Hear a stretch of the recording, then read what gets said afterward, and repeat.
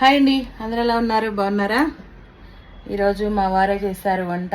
ఏం చేశారో మీరు కూడా చూడండి. దోసకాయ చికెన్ లివర్ కర్రీ, పలావ్ కూడా చేశారు. ఈరోజు అంతా మా వారే చేశారు వంట. నేను ఒంట్లో బాగాలేదని కొనుక్కున్నాను, ఇప్పుడే లేచాను. నాకు కూడా వేశారు, ఇప్పుడు నేను కూడా తింటాను.